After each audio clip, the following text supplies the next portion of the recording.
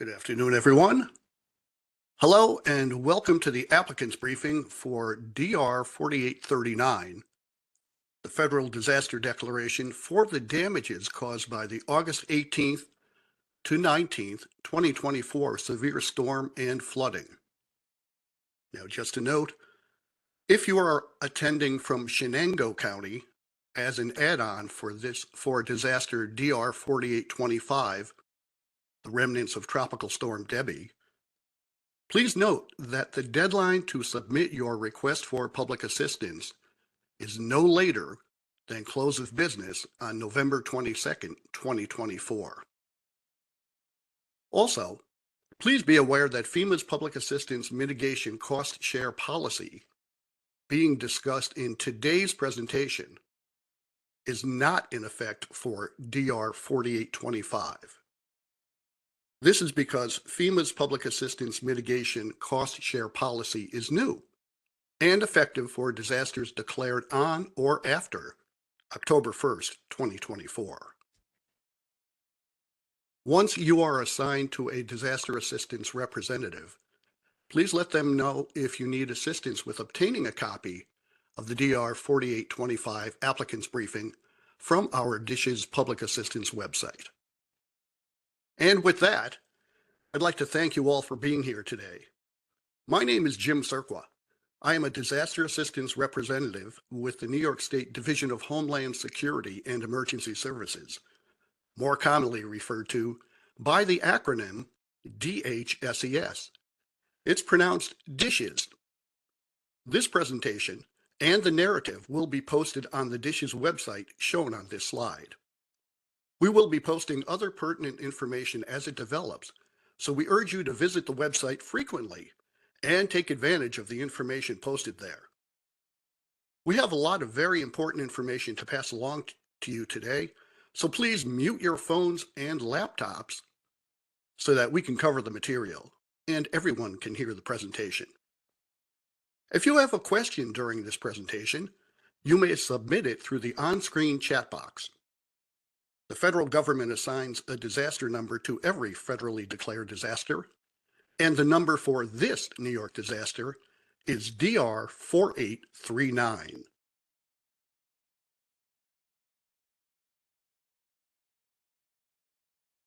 There are some very important regulatory deadlines that must be met by applicants. Many of these deadlines are triggered by the declaration date. For DR-4839, that date is October 21, 2024. We will cover these deadlines later in this presentation. The incident period for DR-4839 is August 18, 2024 through August 19, 2024. That means that all damages must have occurred on those dates and be a direct result of the severe storm and flooding to be considered for eligibility by FEMA. In addition, certain emergency protective measures taken in anticipation of the storm may be eligible, even if they were performed prior to the incident period. The federal cost share is set at 75%, which means applicants will incur a 25% local cost share on their projects. While in many past disasters, the state has picked up a portion of the local share, this decision has not been made at this time. The FEMA Public Assistance Program and Policy Guide, commonly referred to as the Papa G, in effect for DR-4839 is version 4. Papa G version 4 can be found on the FEMA.gov website, the DHSES website, and in the Resources tab of the Grants portal. Papa G version 4 is over 200 pages with another 50 pages of appendices. Please carefully consult the sections relevant to your projects. Unless noted otherwise, we will use the reference to the Papa G and Papa G version 4 interchangeably. This slide shows the key personnel assigned to manage DR-4839. Catherine Fan has been assigned as the Federal Coordinating Officer. DHSES Commissioner, Jackie Bray, is the Governor's Authorized Representative and State Coordinating Officer. DISH's Deputy Commissioner of Disaster Recovery Programs, Rayana Gonzalez, is the alternate governor's authorized representative and Deputy State Coordinating Officer. And Anthony Gagliardo is the Disaster Assistance Manager. This map shows the counties declared for DR-4839.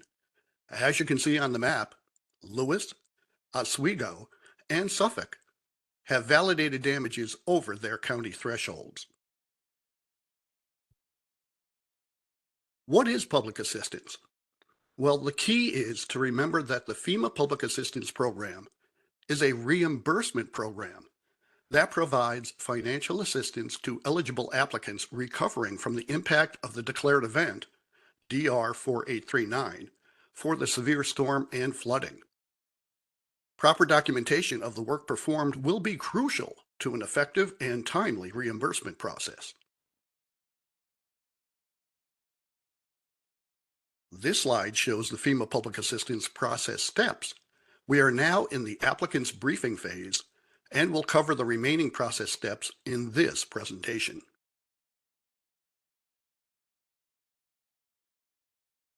The submission of the request for public assistance, or RPA, is one of the most important steps for applicants.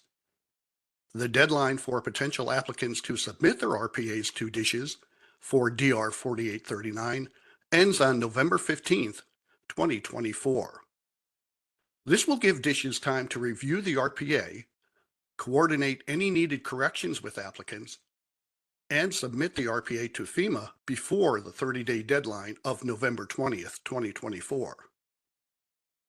FEMA will deny late submissions unless the applicant and the state can clearly show that any delay was due to circumstances beyond their control. Simply stating that a key person was on vacation or you were occupied with other issues will not be sufficient, and FEMA will deny late RPAs. We encourage you to act immediately on this requirement. The RPA packets for both governmental and private not-for-profit entities are available on our website. We will cover additional details on the RPA in this presentation. If you have questions or need assistance, please contact us immediately. Submit your RPA before the deadline, even if you are waiting to hear back from insurance or the Small Business Administration. Do not wait to submit or to ask for assistance if needed. Please note that the Small Business Administration is currently out of funding and on pause. Those required to submit for a loan should still apply. SBA will process the loan request and approve or deny. For those approved, the funding will follow once Congress appropriates additional funding. If you are a non-critical private nonprofit, such as a library or museum, and have permanent work damages, please apply to SBA now.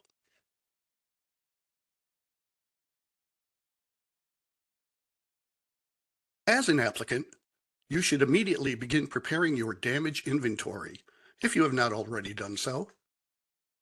When your request for public assistance is approved, FEMA will assign a Program Delivery Manager, or PDMG, and DHSES will assign a State Disaster Assistance Representative, or DAR, to assist you through the process. They will contact you to schedule an exploratory call to discuss your damages and needs and schedule the recovery scoping meeting. During this recovery scoping meeting, FEMA, the state, and the applicant will review the applicant's damage inventory and start formulating the damages into logical projects. The RSM triggers the 60-day clock for the applicant to formally identify all damages to FEMA. This is a hard deadline, and failure to meet it may result in damages that were identified late being denied. It is critical to record all damages on the applicant's damage inventory within this 60-day period. For damages identified after the 60-day period, applicants must submit a request on letterhead to the Disaster Assistance Manager. If there are valid reasons that precluded the timely identification of all damages, such as inaccessible damaged sites, you must notify your FEMA state team immediately to arrange assessments of those sites as soon as possible.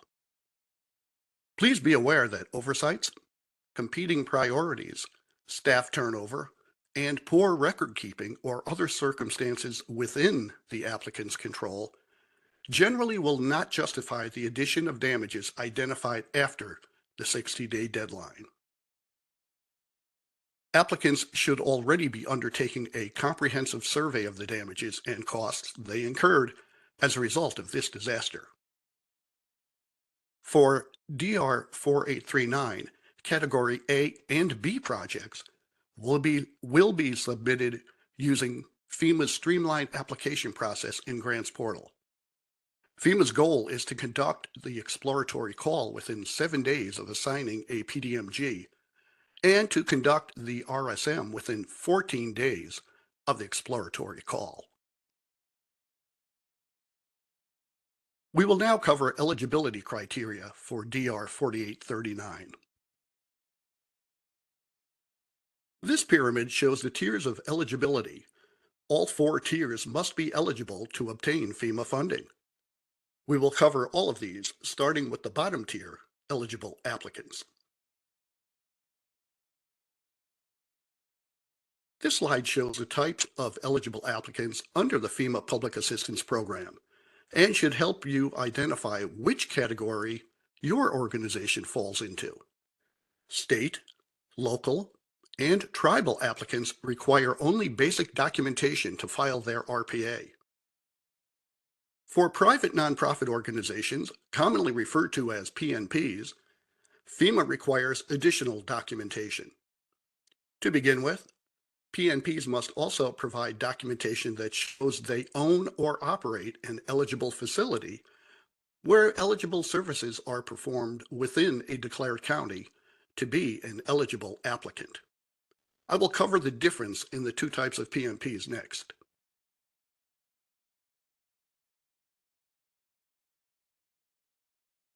This slide shows examples of nonprofit organizations, or PNPs, considered critical as they perform services of a governmental nature.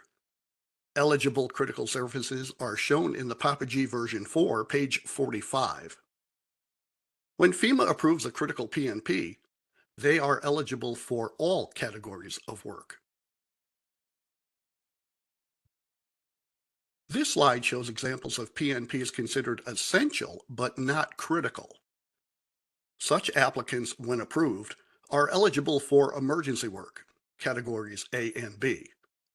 However, for a non-critical PNP to be eligible for permanent work, categories C through G, the applicant must apply to the Small Business Administration for a loan.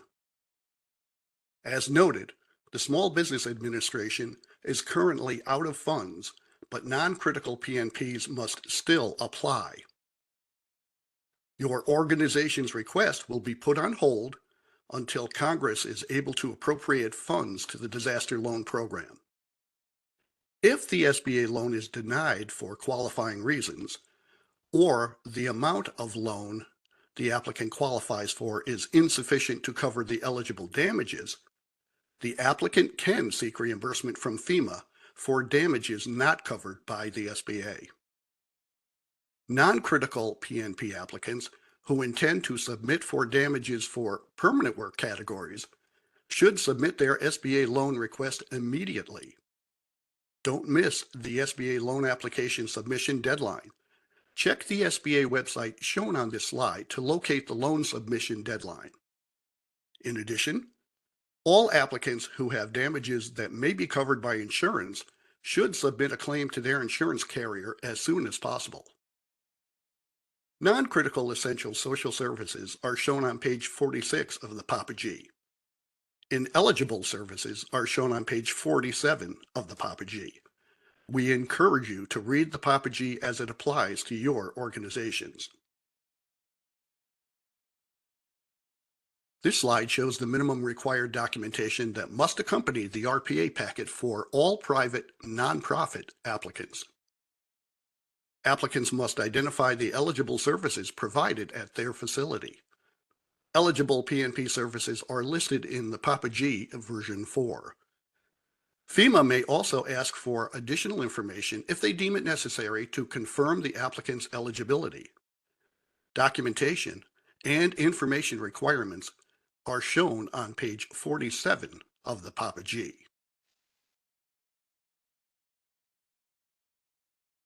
The next tier of eligibility is the facility. Facility is defined as any publicly or PNP-owned building, works, system, or equipment, or certain improved and maintained natural features. Unimproved areas, such as fields or natural stream banks, are not eligible. To be eligible, the facility must be the legal responsibility of the applicant, have damages caused by the August 18 through 19, 2024 severe storm and flooding, be in use at the time of the disaster, and not under the authority of another federal agency.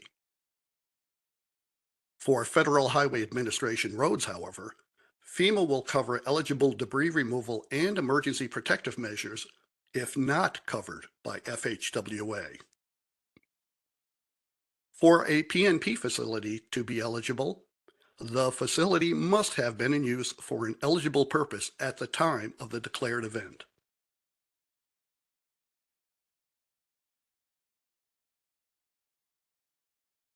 For work to be eligible for the FEMA PA program, it must be required as a direct result of the declared disaster, the legal responsibility of an eligible applicant, located in a declared county, completed within regulatory timeframes, which we'll cover in the next slide, and authorized in the declaration.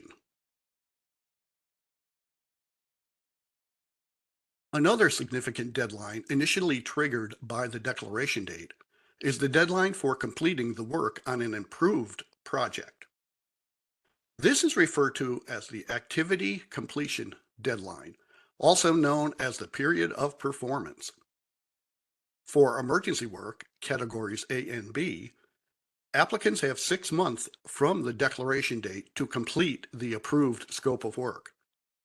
New York State can grant an additional 6-month extension for emergency work for a total of 12 months from the declaration date. For permanent work, categories C through G, applicants have 18 months from the declaration date to complete the approved scope of work. New York State can grant an additional 30 months for a total of 4 years from the declaration date.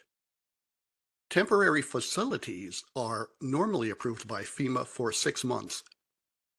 New York State cannot grant time extensions for temporary facilities. All requests for time extensions within the state's authority must be submitted in Grants Portal by clicking on the Request Extension link under the activity completion deadline in your project. You will be prompted to provide the justification for the time extension. All requests for time extensions that exceed the state's authority must be submitted in writing to the dam and will be forwarded with the state's recommendation to FEMA for determination.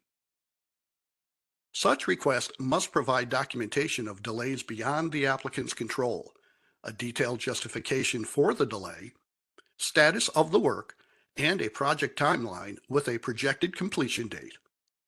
Please remember that the activity completion deadline or period of performance is solely for completing the approved scope of work on the project. Project submission deadlines and closeout deadlines are addressed elsewhere in this presentation. See Papa G pages 196 and 197.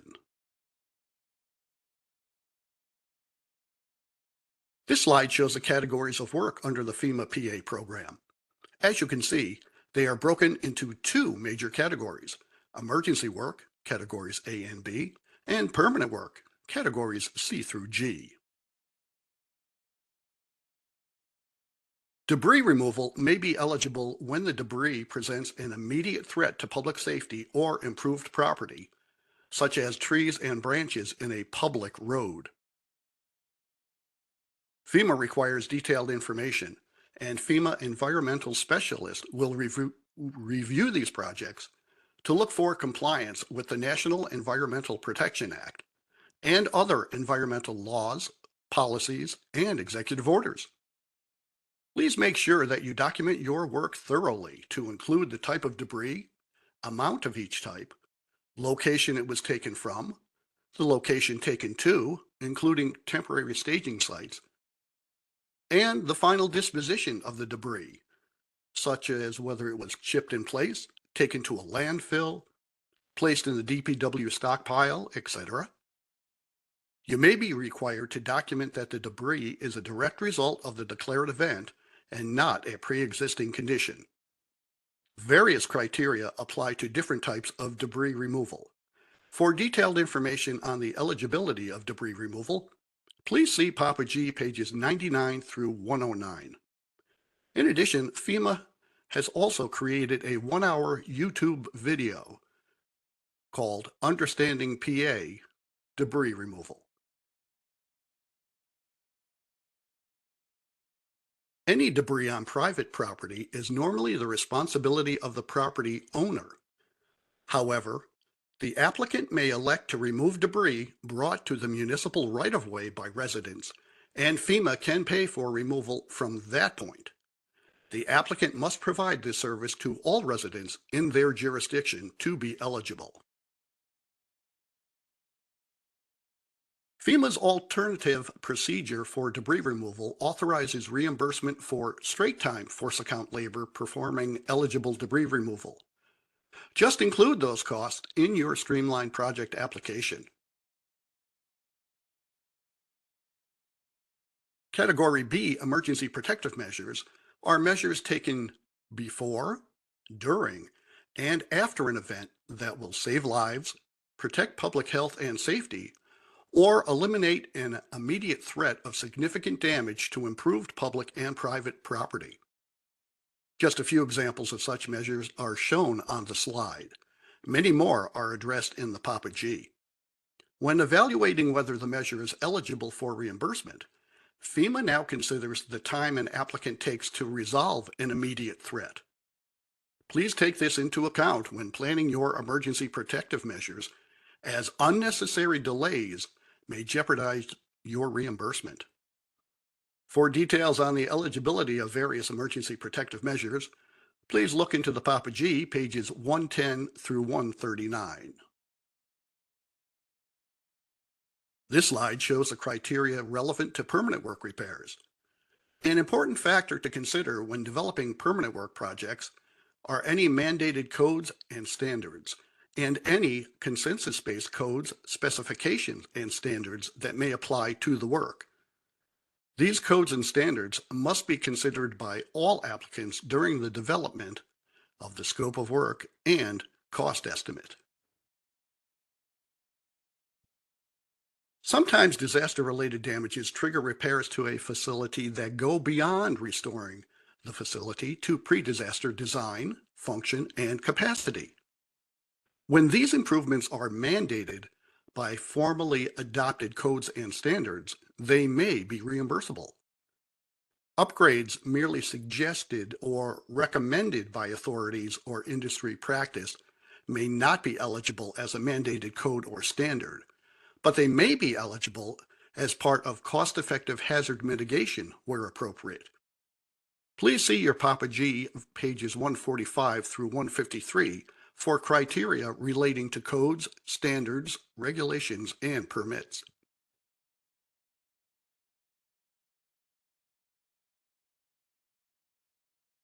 FEMA has made the application of consensus-based code specifications and standards, CBCSS, mandatory for certain types of repair work. For further information on this policy, please refer to the FEMA Recovery Interim Policy, FP 104-009-11, version 2. The intent of mandating CBCSS measures is to increase resiliency, protect lives and property, and reduce the cost of future events. As previously mentioned, the applicant is responsible for identifying any triggered CBCSS when developing the scope of work and cost estimate. FEMA Policy FP 104009 11 version 2 is effective for DR 4839. A copy of the CBCSS policy is available on the DHSES Recovery website for DR 4839. The appendix to that policy lists all the FEMA-recognized CBCSS publications organized by the type of work they apply to. If you use a code or standard that is not listed in the appendix, but has the same or similar requirements as a listed publication, please provide a comparison of the relevant provisions to support reimbursement for your project. Failure to apply the appropriate CBCSS could make your project subject to deobligation and loss of funding if audited.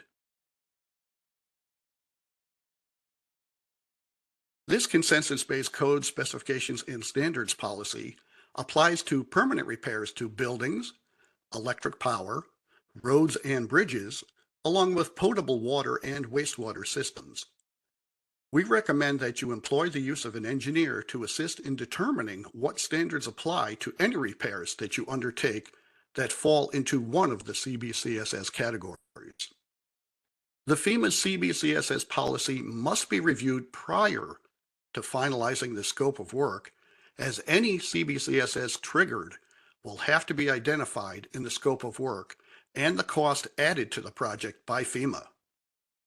If these codes are not triggered in the repair, the applicant must attach a signed statement to the project documentation attesting that they have reviewed the FEMA policy and CBCSS do not apply. If consensus-based codes are triggered, the applicant must clearly identify the applicable codes and add them to the scope of work. FEMA will require a written, signed, and stamped certification from an engineer or other qualified individual that any applicable CBCSS have been applied. Once the project is completed, the applicant must attach the statement to the project documents section in Grants Portal. The engineering costs are eligible for reimbursement if they are reasonable and necessary. Again, we urge that you consult with an engineer if you have any damages to these type of facilities. This is an example of a proper CBCSS statement where codes were not triggered. The statement should be on the applicant's letterhead, identify the project to which it pertains, and be signed by the applicant or their engineer. In some cases, we have seen this statement included in the applicant's engineer report. If CBCSS were triggered, the body of the statement would identify the organization from Appendix A for the FEMA interim policy, and the specific CBCSS that was triggered, and the completion certificate must be signed by an engineer or other qualified individual and provided when the work is completed. The first category of permanent work is Category C, which covers repair or replacements of roads and bridges. It may include facilities that are adjacent to damaged roads, like sidewalks, streetlights, culverts, or drainage channels. Applicants may be required to produce maintenance documentation to demonstrate the pre-disaster condition of the facility as evidence that the claimed damages are the result of the declared event. The FEMA Public Assistance Program does not cover the cost of permanent repairs on FHWA roads. The cost for eligible emergency work may be reimbursable by FEMA. The New York State DOT is responsible for coordinating repairs on FHWA roads and requesting emergency relief, or ER, from FHWA. Please coordinate with the New York State DOT Regional ER Coordinator for any damages on FHWA roads.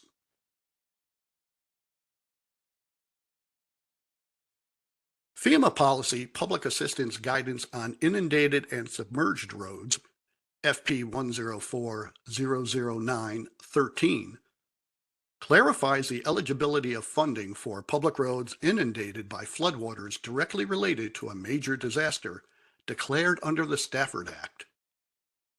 Damages must be visible to the naked eye and a direct result of DR-4839 severe storm and flooding. Subsurface damages, even if validated by soil boring, sampling, or ground-penetrating radar, are not eligible without visible surface damages.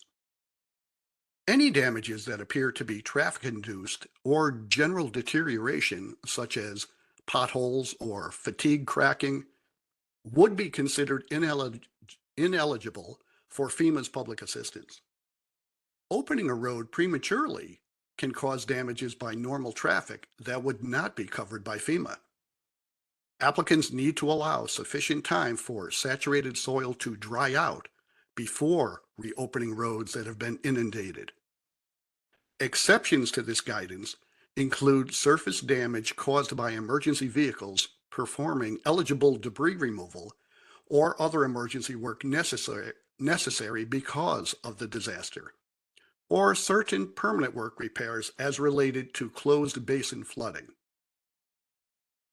A copy of the Public Assistance Guidance on Inundated and Submerged Roads policy is available on the DHSES Recovery website under DR-4839 webpage. Private roads, including homeowners association roads, are not eligible for FEMA public assistance. The next category of permanent work is Category D, which encompasses water control facilities such as dams, levees, canals, and spillways. As with all categories of work, it is important to document damages related to the declared event and be able to distinguish them from pre-existing conditions. For example, storm runoff may contribute sediment to an engineered channel.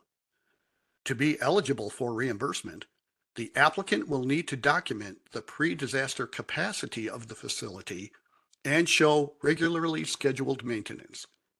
FEMA will only reimburse for removal of the sediment directly attributable to the declared event. Maintenance logs and photographs that document the condition of a facility prior to the declared event may be helpful in establishing eligibility. Category E covers buildings and equipment, including building contents. For purposes of the Public Assistance Program, equipment refers to tangible property with a useful life of more than 1 year and a unit cost of $5,000 or more. Applicants must promptly file insurance claims for any covered property. FEMA will deduct insurance proceeds from the cost of the project. The project must meet the minimum project threshold of $4,000 after the deduction to be eligible. Category F covers public utilities such as power distribution systems, water and sewer systems, and wastewater treatment plants. The final category is Category G, which covers parks, recreational facilities, beaches, municipally owned rail systems, and any other eligible damages that are not covered by the other categories of work. Beaches must be engineered to a profile and maintained, and FEMA will require a pre-storm and post-storm profile, plus maintenance and renourishment records to consider eligibility. Special considerations cover several elements that can require significant attention to avoid jeopardizing reimbursement. We will cover each of these elements in this presentation, but you should also discuss them with your assigned FEMA state team as you develop your projects to ensure they are addressed appropriately in the context of your specific claims. FEMA environmental and historic preservation specialists perform compliance reviews on all projects to ascertain whether the applicant has met applicable federal environmental and historical preservation laws, policies, and executive orders. These reviews typically occur prior to project obligation and again at closeout. Applicants must obtain all required permits for their projects from the appropriate regulatory agencies, which may involve the United States Army Corps of Engineers, the New York State Department of Environmental Conservation, along with other agencies. See pages 141 and 144 of the Papa G for additional information.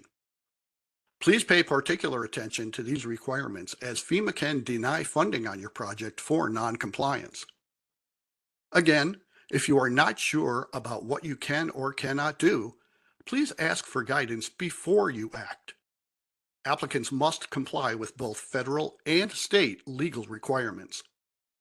While some state requirements, such as the State Environmental Quality Review Act, or SEQRA, mandate certain procedures, they are not identical to federal requirements, and you must still ensure that the requirements of the National Environmental Protection Act, NEPA, are met. For example, in a past disaster, a school relocated a building and conducted the SEQRA process, but failed to complete the NEPA review, and FEMA deobligated the $500,000 project. So again, we urge you to make sure you follow all the requirements and ask for guidance if you are not certain how to proceed. Also regulated by the New York State Department of Environmental Conservation and U.S. Army Corps of Engineers, Clean Water Act compliance for culverts in New York State is continually developing as laws and policy evolve.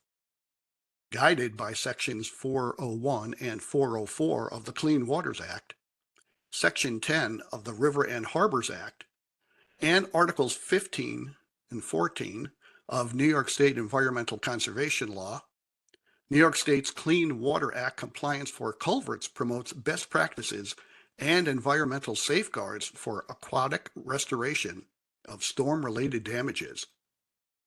Compliance can be a bit complex, so it's crucial that applicants reach out to both agencies before a project starts to ensure proper plans and measures are in place prior to work if possible.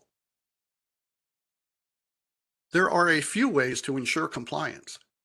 To start, New York State DEC has developed the New York State Programmatic General Permit, which is automatically activated once a federal or New York State emergency is declared and is applicable to 13 types of impacts.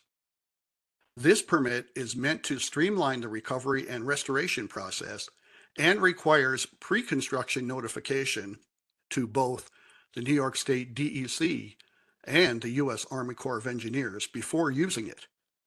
If an applicant does not notify the agencies of their intent prior to using this permit, they could jeopardize funding.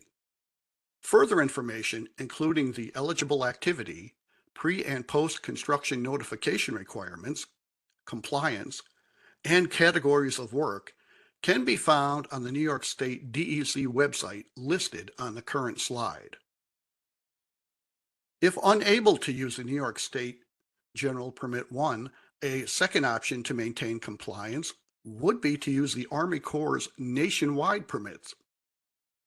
U.S. ACE permits are what was used prior to the creation of the New York State PGP-1 and are issued every 5 years jointly with the U.S. Environmental Protection Agency. There are currently 59 different types of nationwide permits that apply to all different types of work. Additional to note, communities may apply to all projects in all waters across the country, with or without FEMA funding. Some of these permits may require pre-construction notification to the Corps of Engineers, while others accept a self-certification, and it is likely that regional and state conditions will apply. You can find further information and guidance relating to the U.S. ACE nationwide permits on the Corps of Engineers website listed on the current slide. Several statutes, executive orders, and regulations establish requirements to protect the environment and preserve the nation's historic and prehistoric resources. Historic sites require consultation with the State Historic Preservation Office, known by the acronym SHPO or SHPO, and the Tribal Historic Preservation Office, known by the acronym THPO, as appropriate. And the applicant is responsible for complying with all applicable federal, state, territorial, or tribal EHP laws, even if FEMA is not providing PA funding for all the work. Please keep in mind that historic sites are not limited to building type structures. There may be other facilities that have historical significance. Any structure that is 45 years or older must be reviewed by SHPO and sometimes by TIPO before repairs can be made. An applicant needs to make every effort to afford FEMA the opportunity to perform EHP reviews prior to the start of construction for any permanent work project. Applicants should also proactively offer the documentation and information FEMA needs to complete its assessment to determine eligibility. It is the applicant's responsibility to substantiate eligibility of their work and costs. Proceeding with permanent work before FEMA completes EHP reviews jeopardizes PA funding. If an applicant fails to provide adequate supporting documentation for these projects, FEMA will not be able to complete the necessary EHP review as mandated by Section 106 of the NHPA and will deny the applicant's request. It bears repeating that applicants should seek appropriate guidance before proceeding and look to provide supporting documentation up front. Failure to comply with all applicable federal, state, territorial, or tribal EHP laws may result in loss of funds and potential penalties. Floodplains and floodways provide a measure of protection for residents and improve property from flooding events. Floodplains allow rising floodwaters to dissipate along the area adjacent to the waterways, and floodways are the conduits for removing the water following the flood. Wetlands protect the environment and provide some protection from high water events. Performing any work in these areas is severely limited. Please make sure that you are aware of these areas within your jurisdiction and that you follow all appropriate guidelines. See Papa G pages 149 through 151. Again, seek guidance before you act. The Coastal Barrier Resource Act requires consultation with Department of State and imposes strict limitations on construction and repairs within those areas covered by the Act.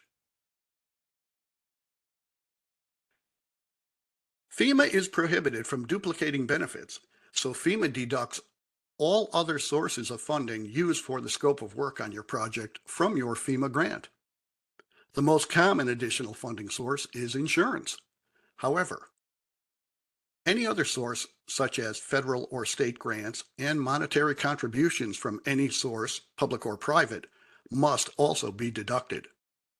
The Public Assistance Program also imposes a mandatory obtain and maintain insurance provision on all insurable damages that exceed $5,000. Papa G covers this in pages 144 and 145. Failure to comply with this provision will jeopardize FEMA funding and render the facility ineligible for public assistance. Proof of compliance will be required prior to project closeout. If your facility is in a floodplain, you must have flood insurance. If you do not, FEMA will take a mandatory deduction equal to what the National Flood Insurance Program would have paid.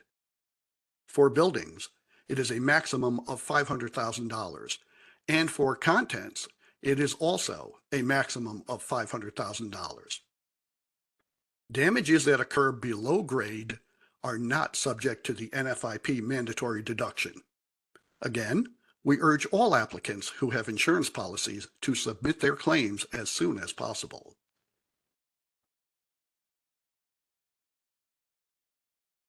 Section 406 mitigation refers to Section 406 of the Stafford Act and is mitigation that is applied to facilities damaged because of the declared disaster.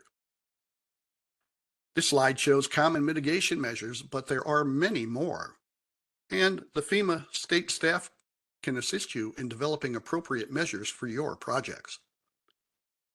See Papa G pages 153 through 161. Hazard mitigation has proven to be a very cost-effective way of reducing damages from future events and reducing costs to applicants and taxpayers. We are strong proponents of mitigation and recommend that applicants consider applying mitigation to their permanent work projects whenever it is cost-effective and makes good sense. FEMA mitigation specialists will be available to provide guidance on developing appropriate mitigation measures. FEMA must determine that the proposed mitigation is cost-effective based on one of three criteria. We have the 15% rule, the 100% rule, or a benefit cost analysis, or BCA.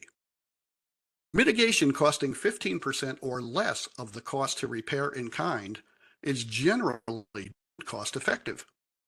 Specific types of mitigation identified in policy may cost up to 100% of the cost to repair in kind and still be deemed cost-effective. Finally, for facilities that are subjected to repeated damages, a benefit cost analysis may justify mitigation costs that exceed the cost to repair in kind. To evaluate cost effectiveness, the applicant must provide separate estimates for mitigation and repair in kind so that FEMA can compare them. All mitigation proposals must show they can reduce or eliminate damages from a similar event in the future.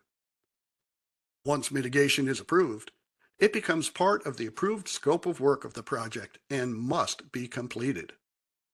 If an applicant determines that it is unable to proceed with an approved mitigation measure for any reason, the applicant must submit a request for a scope of work change to the Disaster Assistance Manager and receive approval from FEMA before proceeding with the project.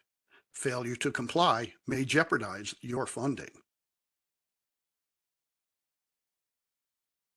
Effective for disasters declared after October 1st, 2024, the Public Assistance Mitigation Cost Share Incentives Interim Policy allows FEMA to pay an additional cost at the project level instead of addressing a hazard mitigation proposal separately. Eligible for project categories C through G, the policy sets a minimum of 20% of the total project cost for a hazard mitigation proposal to be eligible to increase the cost share to 80%. This eliminates most mitigation measures as they normally fall under the 15% rule. Based on that, only those measures listed in Appendix J of the Papa G and those that meet BCA criteria will qualify. Applicants can increase the cost share to 85% by adopting the International Building Code and International Energy Conservation Code, or equivalent, such as the ASHRAE Standard 90.1. This would require the applicant to follow the 5-step process for local code adoption, which would then apply to all future projects the applicant undertakes, whether FEMA is involved or not. An additional consideration for applicants is if these organizations are listed in FEMA's consensus-based codes, specifications, and standards for a public assistance policy, known as CBCSS. If they are, then the hazard mitigation for the applicant's facility would be mandatory under CBCSS, and the applicant must apply those CBCSS codes regardless of the increase in cost share. The applicant will have to consider whether the increase in cost share is worth committing to a local code that will present an additional cost for work done outside of FEMA declarations. Another mitigation program is found in Section 404 of the Stafford Act, which provides funding for mitigation measures that do not have to be related to damages caused by the disaster.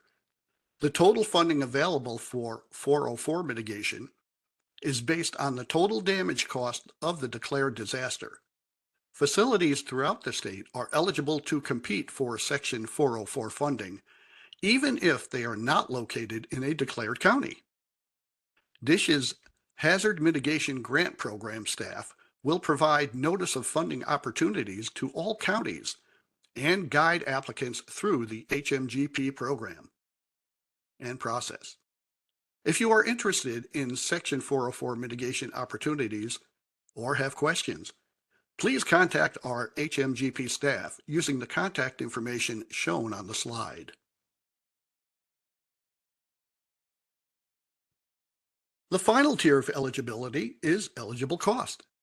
These include the cost for your own employees, equipment, materials, and supplies purchased or taken from stock, and properly contracted services to perform eligible work. Management costs are those costs applicants incur for the administrative work performed to submit their public assistance projects to FEMA. We will discuss management costs later in this presentation. Cost eligibility is covered in Papa G version 4, Chapter 6. FEMA will review every project to ensure the work performed was reasonable and necessary to address disaster-related damages, and will apply the appropriate deductions for any funding received for the same work from other sources, such as insurance proceeds. For the applicant's employees, their salary or hourly rate plus fringe rates are reimbursable for hours spent performing eligible work. FEMA may require the applicant to provide a fringe rate for both regular and overtime pay for their employees. For emergency work, the applicant's budgeted employee costs are generally eligible only for overtime while engaged in eligible emergency work. There is an exception, however, for debris removal, where the applicant can also claim reimbursement for straight time.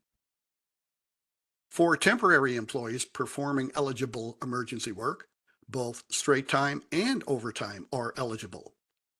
For permanent work projects, both straight time and overtime are eligible for all the applicant's employees engaged in performing the approved scope of work. Force account labor costs are covered in the Papa G, pages 68 through 72.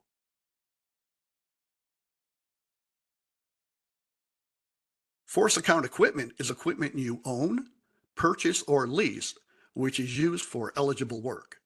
Equipment is generally reimbursed based on hours of usage. FEMA gives credit for a full workday if equipment is used for half the regular workday or more. For example, a DPW worker drives a truck with a trailer and a loader to a project site and then uses the loader to work at the project for 5 hours, loads it back on the trailer, and drives it back to the DPW yard.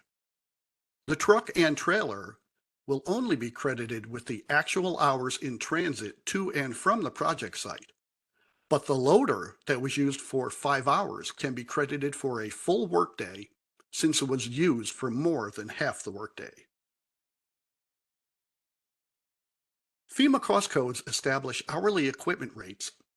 For leased or rented equipment, reimbursement is based on the rental lease agreement.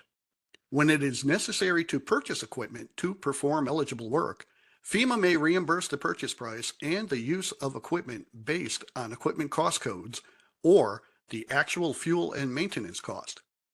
However, salvage value must be deducted once the purchased equipment is no longer used for federally funded programs or projects. Guidance on eligible equipment cost and disposition is covered on pages 72 through 76 of the Papa G. Force account materials such as road flares, emergency blankets or rations, road salt, gravel, construction materials, you get the idea, are those you use from your stock or purchase for the eligible project. If you use materials from stock, you can document the cost by using invoices if available, or obtain 3 quotes from local vendors to establish the replacement cost. Items taken from stock must be tracked with inventory and usage records. You do not have to replace the materials taken from stock and used on your FEMA project before claiming reimbursement for those materials. See Papa G pages 74 through 76 for guidance on force account materials and disposition requirements. Donated resources are labor, materials, and/or equipment donated by a third party. For emergency work, categories A and B, the value of donated resources can be credited to the total combined local share of all the applicant's emergency work projects.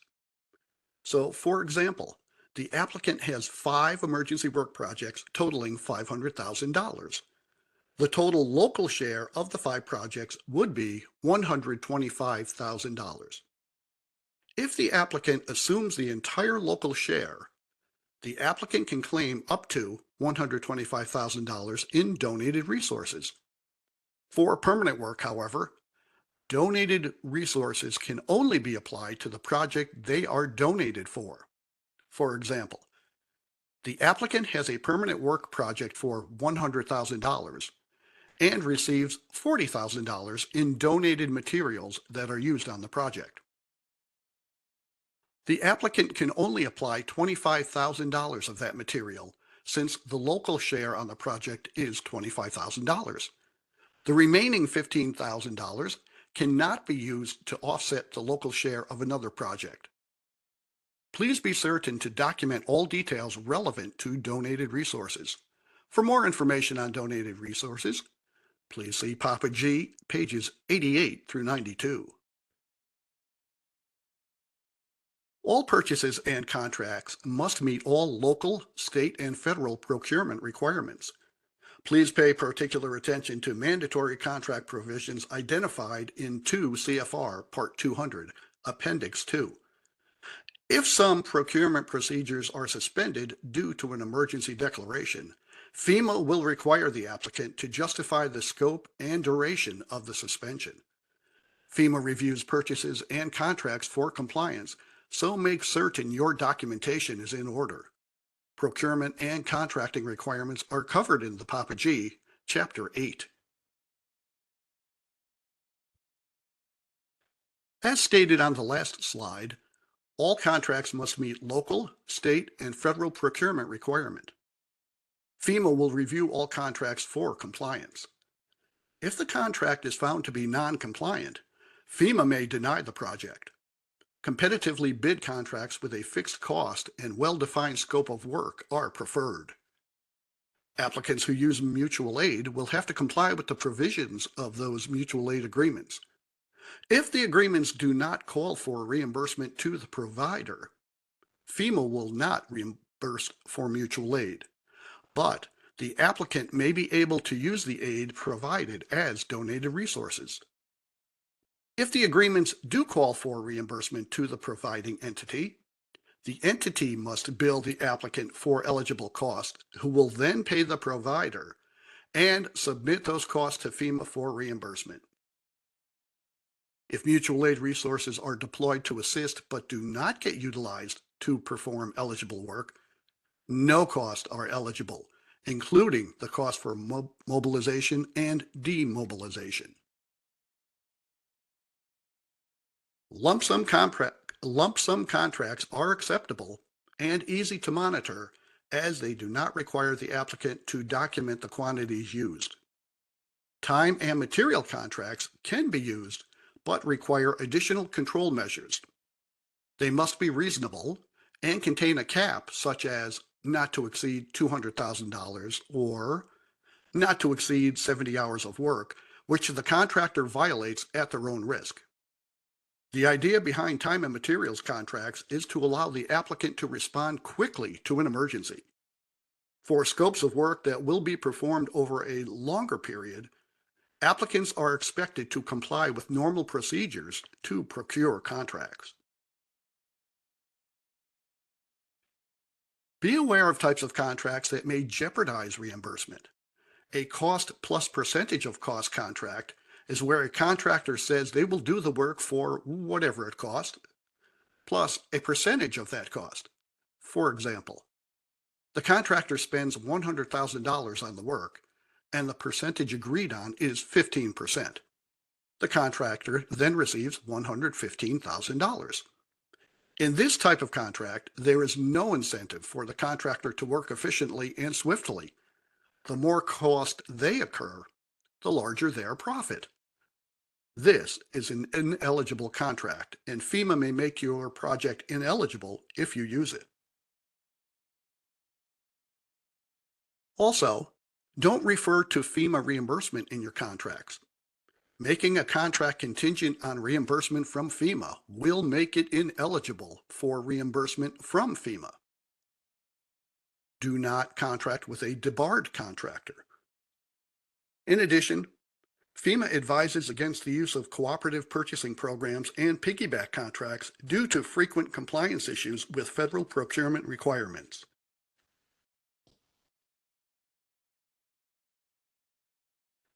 Federal procurement regulations have a requirement to actively solicit minority and women-owned business enterprises. The requirement does not mean simply putting a notice in the newspapers as part of your bid process. For example, language in a publication that says MWBE enterprises are encouraged to reply does not satisfy the requirement to actively solicit them. You need to identify MWBE contractors in your area and show active solicitation via email, telephone contact, or regular mail and invite them to bid on your project. Failure to do so may make your project ineligible. The use of engineering services is encouraged for complex projects.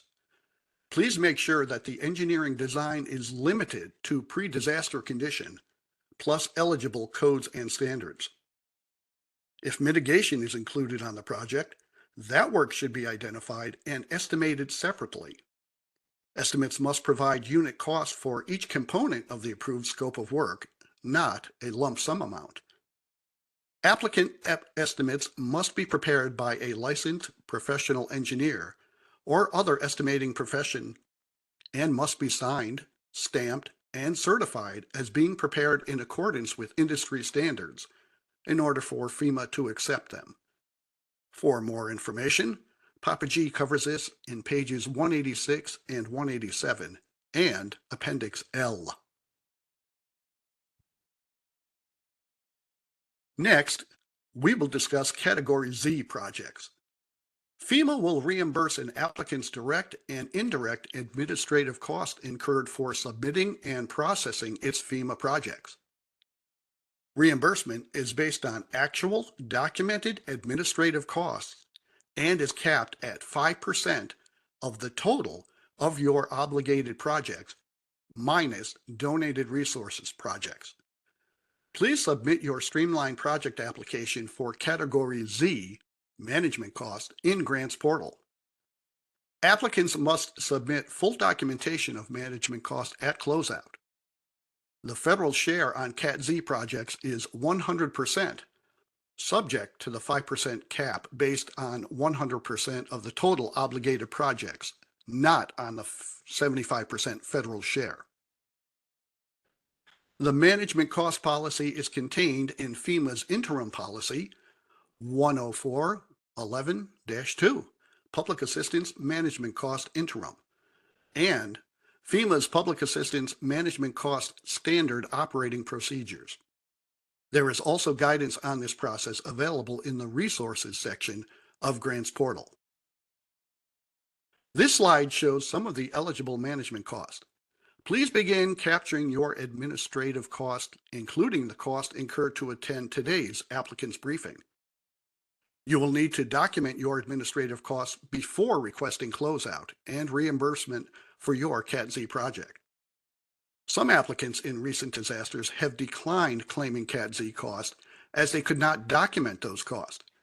Start documenting them now, beginning with attendance at this applicant's briefing.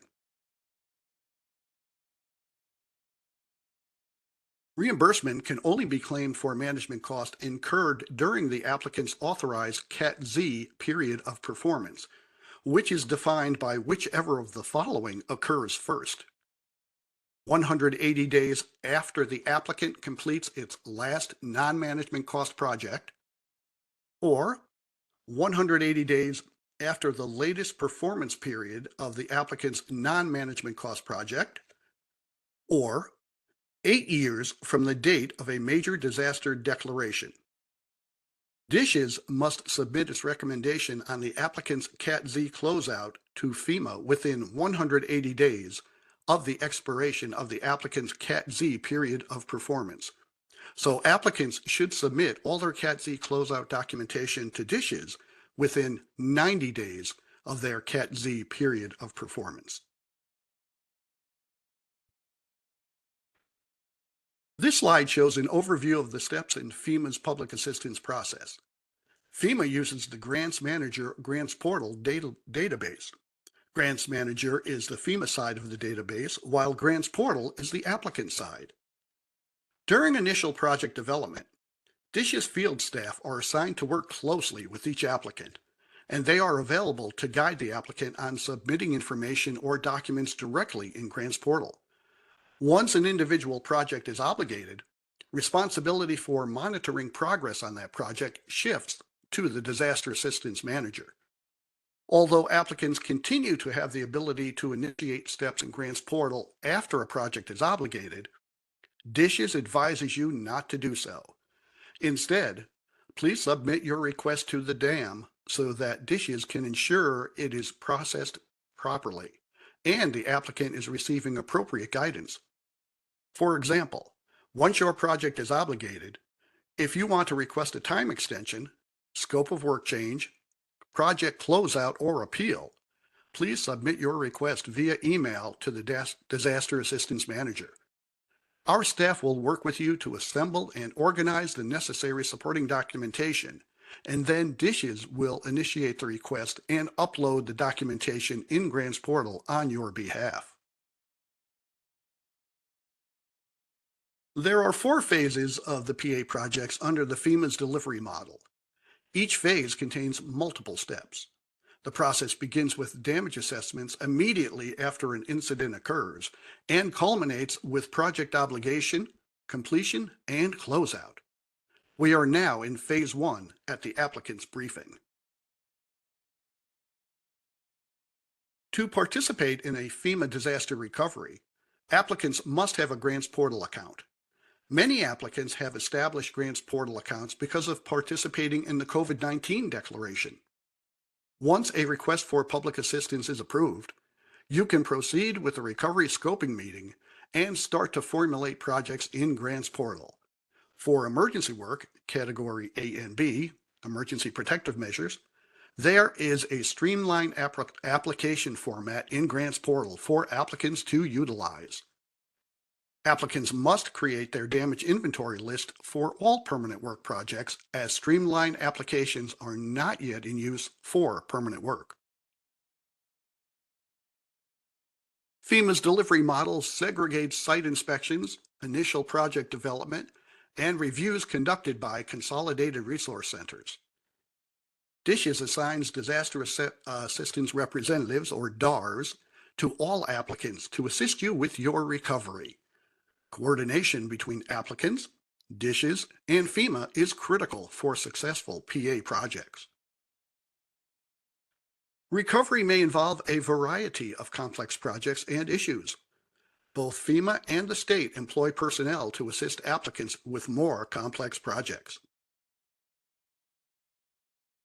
There are various elements of a project that will be necessary to develop to process your project. It is important to remember to thoroughly document all the information to support your project.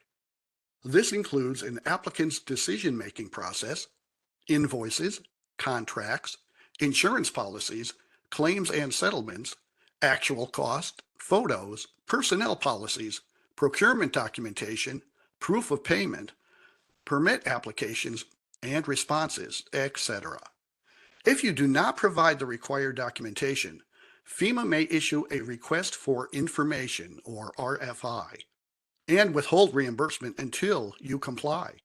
FEMA and DHSES representatives will be available to assist applicants with developing their projects. You must provide a complete list of all your damages to FEMA within 60 days of the recovery scoping meeting.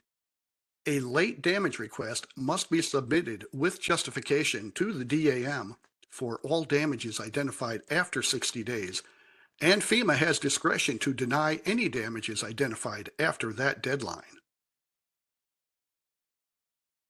This slide lists the normal site inspection process. Site inspections are not required for 100% completed work projects. If there are damages that require a site inspection, FEMA site inspectors will inspect those damages. These inspections may be in person or virtual, depending on circumstances. Therefore, it is important that you capture all the necessary information to document your damages, to include photographs, GPS locations, quantities and dimensions, site access issues, environmental or historic preservation issues, and mitigation opportunities. The site inspection results in a site inspection report. Make certain that the site inspection report fully and accurately captures all relevant damage information. FEMA has several consolidated resource centers located throughout the country. Disaster declarations for New York are supported by the CRC Atlantic in Puerto Rico. CRC operations are divided up by lanes based on the type of projects they handle.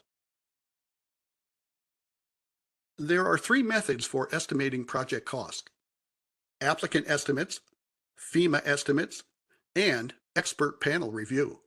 We will discuss these in more detail on the next few slides. See Papa G version 4, pages 183 through 189 for more information. FEMA will accept an estimate provided by an applicant that contains the necessary detail as shown on the slide. FEMA may request additional information if the information provided is insufficient for them to validate the estimate. Estimates prepared by licensed engineers must be signed and stamped by the engineer.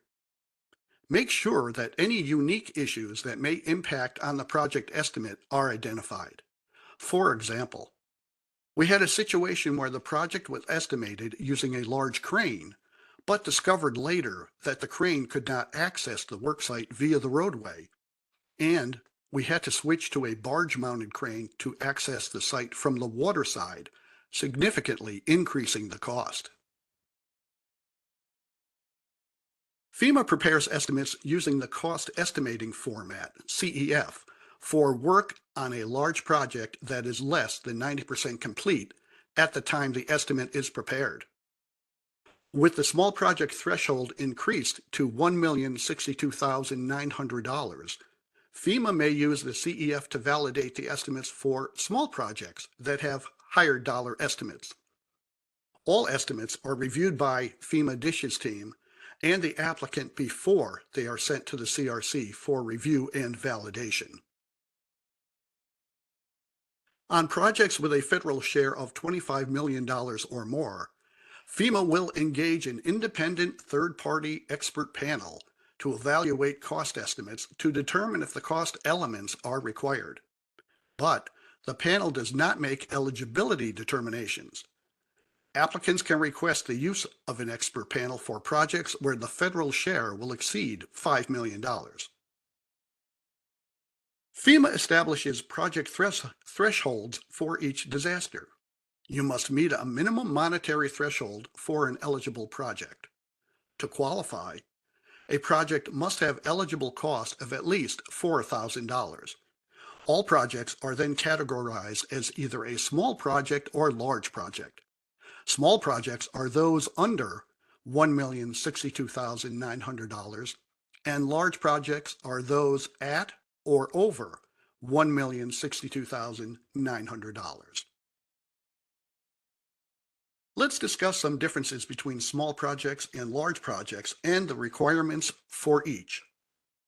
Small projects are obligated and paid based on the approved cost estimate.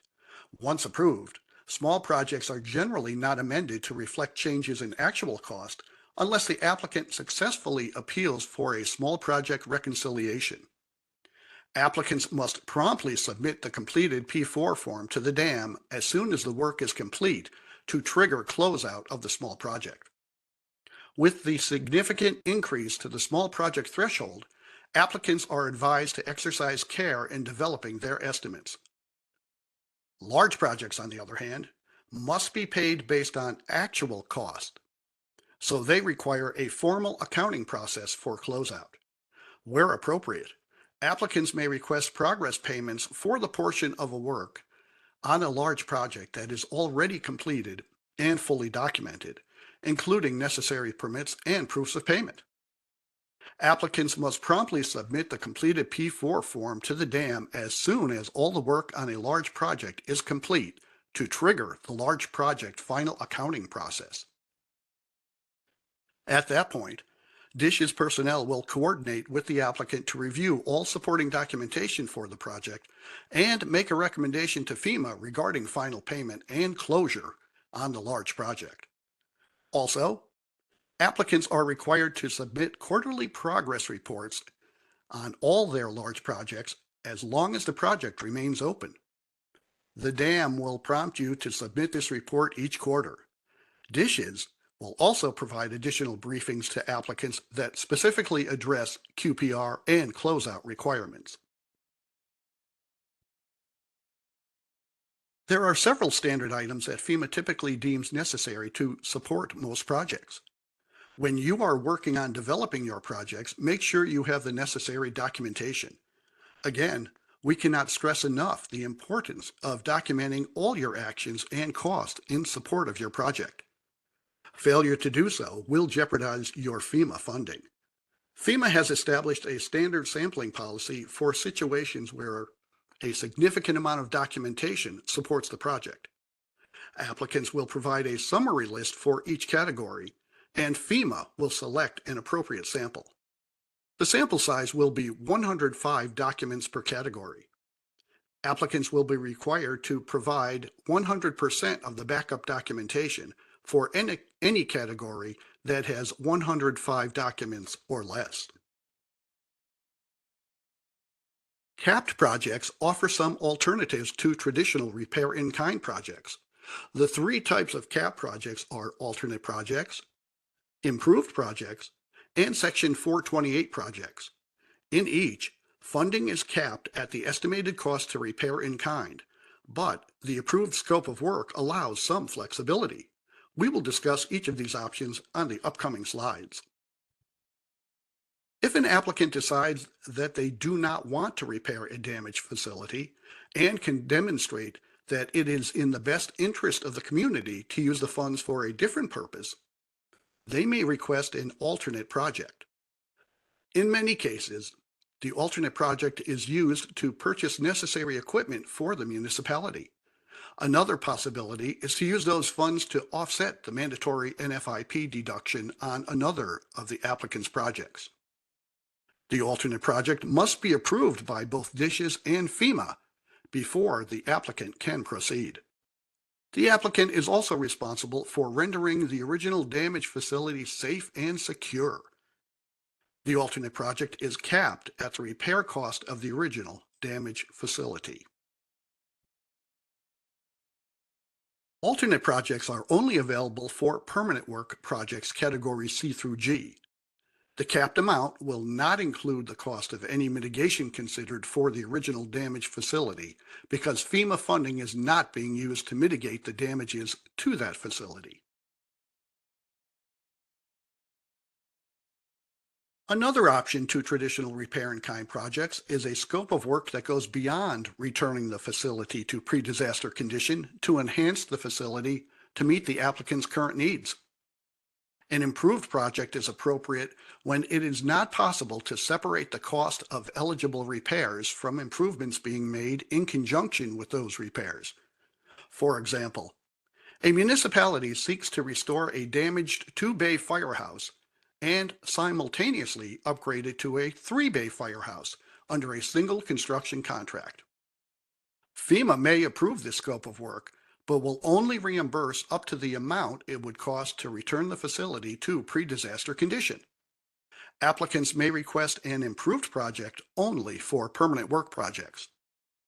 Keep in mind that the improved project must be approved by DHSES and FEMA before the applicant can proceed with the work. Additionally, a recent change to FEMA policy allows the applicant to apply mitigation to the entire facility, including the improved portion. The improved project is capped at the cost of the original repair plus approved mitigation.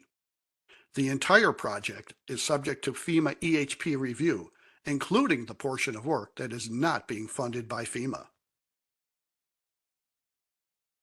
In the third and final option to traditional repair in-kind projects, Section 428 of the Stafford Act allows for alternative procedures wherein an applicant can elect to accept a fixed cost offer from FEMA in lieu of the actual cost for large permanent work projects. There are some benefits to this program, but also has some downsides. On the benefit side, it allows for some flexibility in performing the repairs and does not require tracking of materials to each specific damaged site. On the downside, if you run into unforeseen complications that cause you to go over budget, you cannot go back to FEMA for additional funds. If you are considering this option, please advise your FEMA state team immediately so that we may provide you detailed information before you make a commitment. Applicants must accept a fixed cost offer within 18 months of the disaster declaration date, which for DR-4839 is April 21, 2026.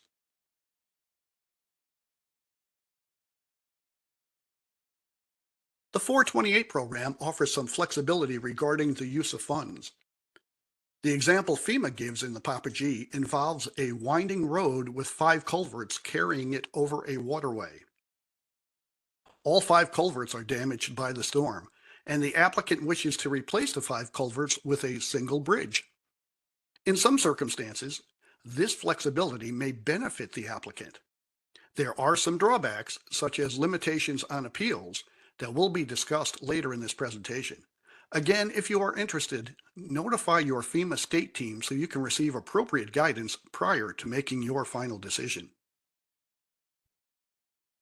The Recovery Transition Meeting provides an opportunity for applicants to review their projects with FEMA and DHSES field personnel to make sure that all eligible damages and work undertaken has been captured in one or more projects and submitted into Grants Portal. It is at this point that you will be transitioned to the DHSES Disaster Assistance Manager, or DAM, who will then be your primary point of contact for any further actions that may be necessary. This includes scope of work change request, quarterly reports, time extension request, closeouts, and appeals. Please submit any such request in writing via email to the DAM. DHSES will review your request and supporting documentation and will enter it into Grants Portal on your behalf. When FEMA obligates your project, you will receive a project obligation notification from DHSES in the form of an email with attachments. It will include a copy of your approved project and the P4 form you will use to certify project completion. Please make sure you promptly return this form as soon as your project is complete so DHSES can submit it to FEMA and have the project closed in the system. The project obligation notification email identifies a 60-day window for appealing of that obligation. Please review the approved version of your projects promptly and closely when you receive this notification and make sure everything is in order. If it is not, please contact the DAM immediately. All projects must be closed. Generally speaking, small projects do not require a formal accounting, but the applicant must submit the signed P4 project completion and certification form to the DAM immediately when the project is complete. Please track your projects carefully and submit the P4 as soon as each project is completed. For large projects, submitting the P4 triggers a formal accounting process. The applicant must submit the signed P4 immediately upon completion of the large project and be prepared to provide all supporting documentation for the project. Please coordinate with your DAM and manage your projects to ensure compliance. DHSES will offer additional briefings to applicants focusing on the quarterly progress reporting and closeout processes. The work completion date is the date an applicant physically completes the authorized scope of work. Once an applicant completes the authorized scope of work, they must promptly submit the project to DHSES for closeout by submitting the signed P4 form to the Disaster Assistance Manager. For this disaster, DR-4839, that is Anthony Gagliardo. Delay in completing the closeout process may jeopardize your FEMA funding. It is very important to adhere to the approved scope of work on your project, or you will jeopardize your FEMA funding. As soon as you are aware of any need to change the approved scope of work, you must request review and approval of the change from FEMA through DHSES. You must receive written approval from FEMA before you can proceed with the change in the scope of work, or once again, you could jeopardize your project. Your written request to the dam should include detailed changes to the scope and cost estimate, reason for the change, and a construction timeline or project schedule. You should also consider whether the request should include an extension of the activity completion period of performance date. See Papa G pages 194 and 195 for further guidance. FEMA regulations impose deadlines for submission of the supporting documentation required to close a project out. Applicants have 90 days following the end date of the approved period of performance for their project to submit all required supporting documentation for that project to DHSES. Failure to provide the documentation within the required period will likely result in loss of funding, so please make sure that you are tracking your projects and comply with these requirements. A DHSES DAR may be assigned to assist with your large project closeout. If you have any questions at any time, please contact the dam immediately. FEMA may disallow cost and recover funds based on audit or review findings during or after the performance of the project to ensure compliance with PA program requirements. If funds that have been dispersed to an applicant are subsequently disallowed by FEMA, DHSES will recover those funds from the applicant and remit them to FEMA. FEMA may be required to recover funds if an applicant knowingly or negligently withholds or misrepresents material information, fails to complete the approved scope of work and comply with the terms of the grant, expends federal funds in error, or incurs costs that are unreasonable or otherwise disallowed. Applicants may appeal any FEMA determination within 60 days from the date of the determination. This 60-day deadline is for submitting your complete appeal package to DHSES, not just a notice of intent to appeal. The DHSES appeals team can assist you in developing your appeal if you promptly request our help. The small project reconciliation is a particular type of appeal. If you find that the estimate or cost on your small projects combined were insufficient, you may file an appeal for a reconciliation. You must file the appeal with DHSES within 60 days of completing your last small project. FEMA will then review your actual costs on all your small projects. If there is a net cost overrun on all of your small projects combined, FEMA may obligate the additional funds. However, if it is found that you have a net underrun, FEMA may deobligate the overpayment. For this reason, applicants contemplating a request for a small project reconciliation are strongly encouraged to contact the dam to request assistance. Exercising care in estimating small projects can minimize the need for these appeals, especially in view of the increase of the small project threshold to $1,062,900. FEMA may transmit a determination memorandum or letter via any method that confirms receipt, such as grants portal, certified or returned receipt mail, or an email with read receipt acknowledgement. Accepting a Section 428 project limits the applicant's right to appeal that project. If you are considering a Section 428 alternative procedures project, please confer with DHSES staff regarding the parameters of 428 projects before making a commitment.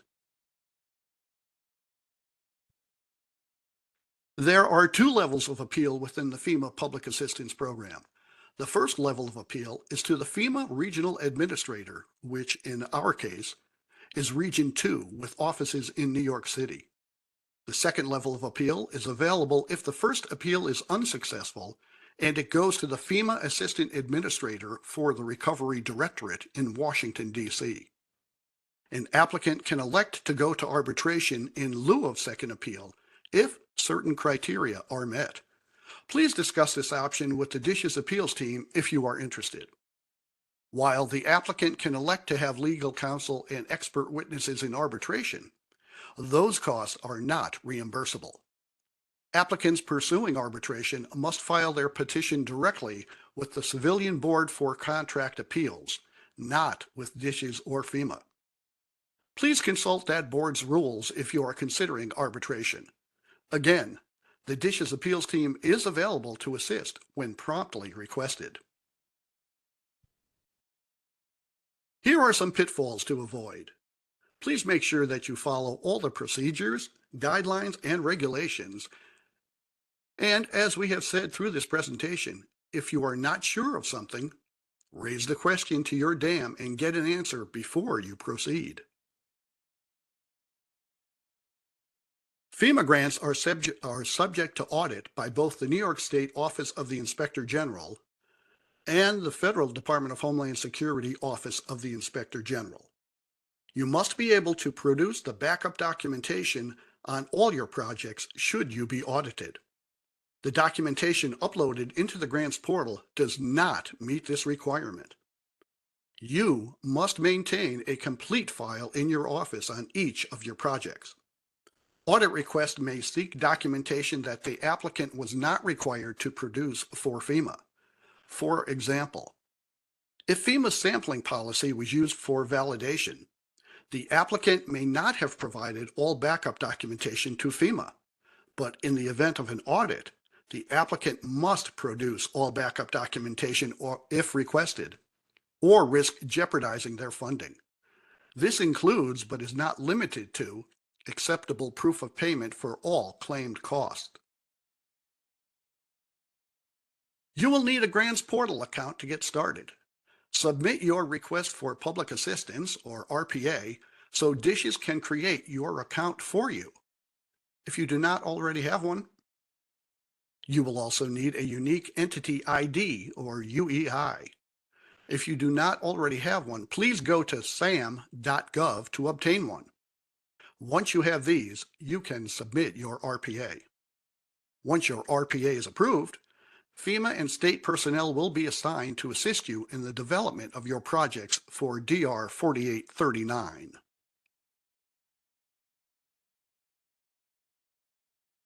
Here's the DHSES office contact information if you have any further questions.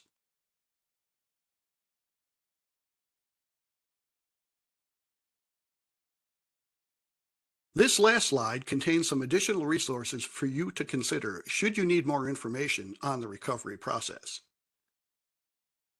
I will keep that out open for just a few seconds longer.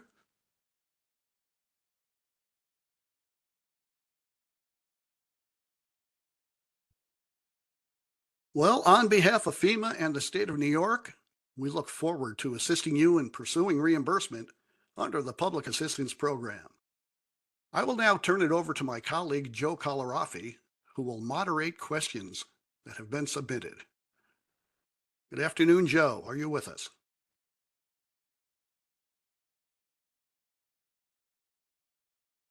Jim, give us 1 second to pull up the chat.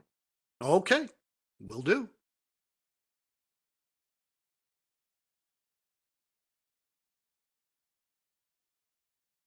Okay, I've answered a lot of the questions in the chat, so we'll go down and make sure everybody's seen it.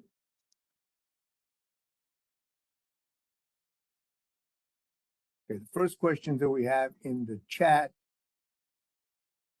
is the communication staff were deployed 8/9 and 8/10 during Tropical Storm Debbie, not during the state range. I don't think this applies to me. You are correct.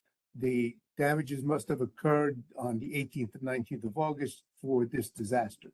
If you think you have eligibility for the Tropical Storm Debbie, then that's DR-4825, and you need to contact us relative to that disaster. Next one is, we are a nonprofit 503c3 special district public library. I just want to confirm that we do not have to apply to SBA for a loan. Because you are a special district, FEMA will consider you to be a governmental organization, so you do not have to apply to SBA for a loan. As a nonprofit 501c3, only looking for types A and B, so nothing permanent. Do we have to apply for SBA loan? No, you do not.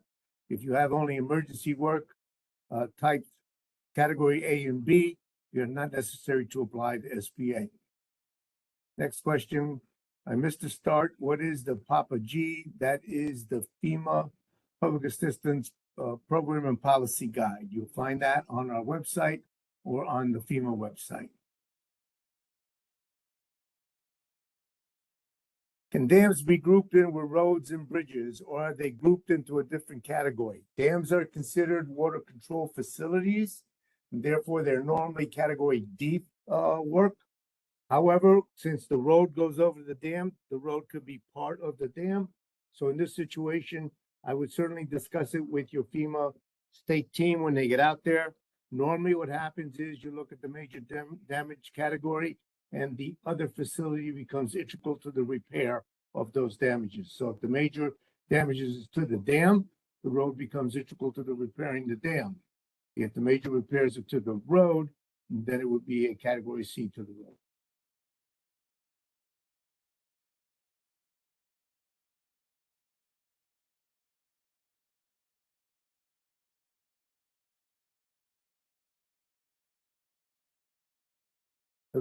Okay.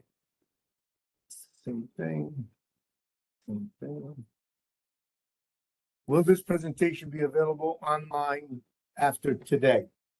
Yes, the presentation will be posted on the 4839 disaster page. I put a couple of links in the chat.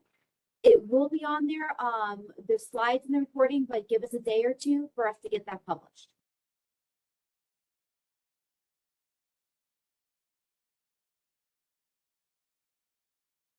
Okay, is solicitation of service disabled veteran-owned businesses required in addition to MWBE? No, at this time, only MWBE is required by FEMA policy. Joe, I just want to touch base on that because it's a very timely question. There's actually a amendment to 2 CFR 200.321 that went into effect October 1st, 2024. And it does add the veteran-owned businesses to the list of businesses that they're encouraging solicitation of. And some of the language in that regulation changed from mandating affirmative steps to saying when possible. So I think maybe they are taking into account that in certain emergency situations that might not be possible. But in any event, the citation again is 2 CFR section 200.321 amendments that just went into effect October 1st this year. Thanks, Joe. That was what you texted me on, and I didn't pay attention to it. Sorry. Hey, next one is grants portal training. Hold on. Grants portal training and other project requirements training and attendance participation at meetings applicable CAT-Z admin costs. Yes, they are. Any costs that are related to the applicant of the getting their project prepared, submitted, is going to be eligible. So training in the portal, which is required for submitting projects, is eligible.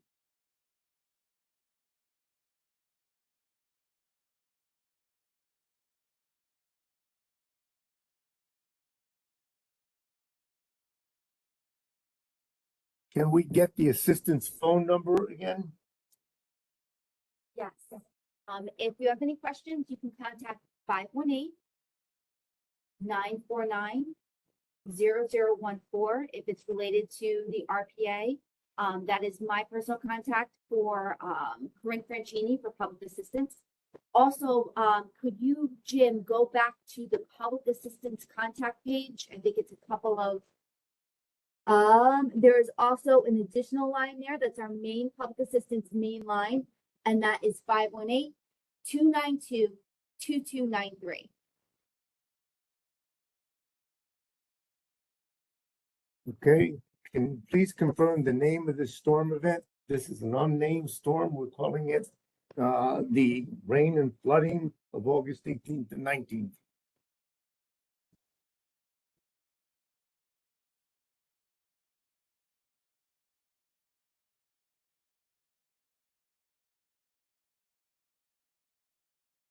I saw that there should be no mention of FEMA reimbursement in any contract language with a contractor. Is that inclusive for requests for proposals for engineering services, i.e. securing a consultant through procurement for design? That any contract that you undertake must meet all of the contract requirements, procurement requirements. None of those contracts can be contingent on FEMA reimbursement. So it cannot state something like, we will pay you X amount if FEMA pays us X amount, or we will pay you when FEMA pays us. That will make that contract ineligible.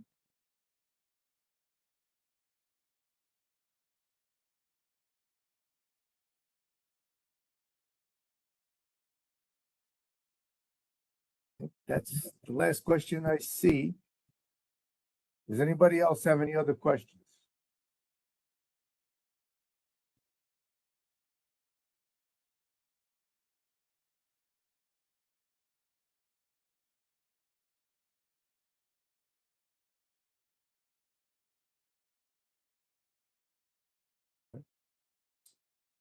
My phone number is 518-949-0014 if you have questions on where to send the RPA.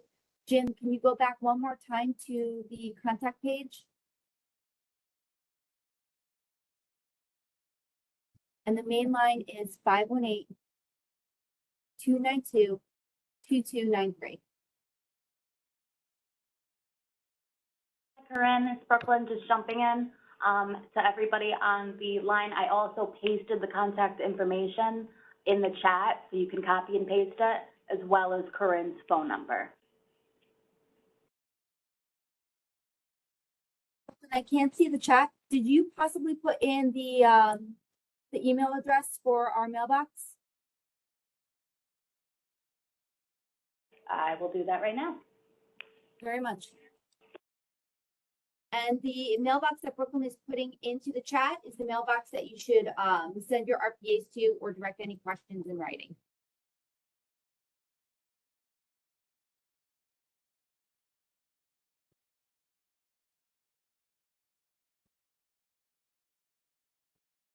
There's another question in here. If an engineer has submitted a proposal that is percentage based on the contract work, is that ineligible? If that is a cost plus percentage of cost contract, it is ineligible. So if the engineer says that they will do the engineering work for you for whatever it costs them, plus a percentage of that cost, that's an ineligible contract.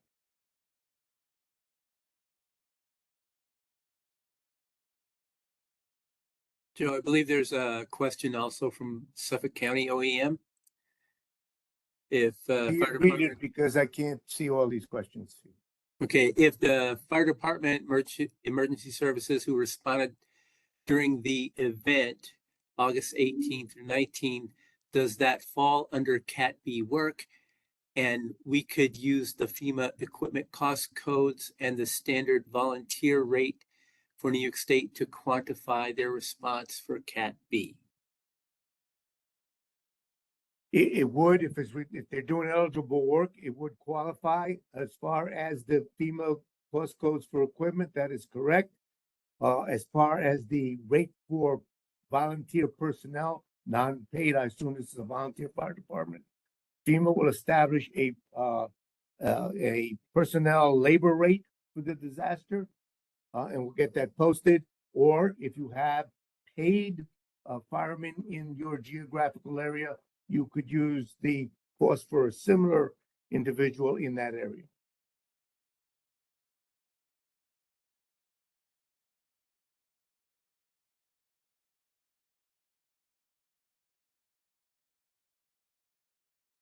Any other questions?